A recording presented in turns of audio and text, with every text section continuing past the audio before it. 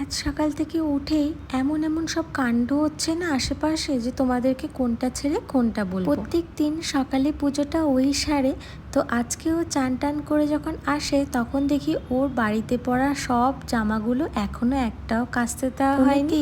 এবারে অন্যান্য বারের তুলনায় প্রচণ্ড বেশি গরম পড়ে গেছে, তাই ফুল প্যান্ট পরেও বাড়িতে থাকা সম্ভব না, তাই গিয়ে ওর জন্য একটা শর্টস কিনে আনলাম। আবার তার পরে পরে দেখি বাড়িতে একটাও আলু নেই, তাই বাজারে গেছিলাম দুজনে মিলে আলু পেঁয়াজ কিনতে। আর লাঞ্চ হয়ে গেছে, তাই একটু আপেল কেটে খেলাম। বাজারে গিয়ে হঠাৎ করে দেখি যখন বাজার টাজার করে ফিরছি এরম একটা ভিড় জমা হয়েছে। তারপরে আমরা গাড়ি দাঁড় করিয়ে নামতেই দেখি 4 চাকা গাড়িটার কেউ ধাক্কা মেরে এমন অবস্থা করে দিয়েছে। তাই আমার সমস্ত সাবস্ক্রাইবার বন্ধুদেরকে বলবো যে তোমরা কিন্তু সাবধানে রাস্তাঘাটে গাড়ি চালিও।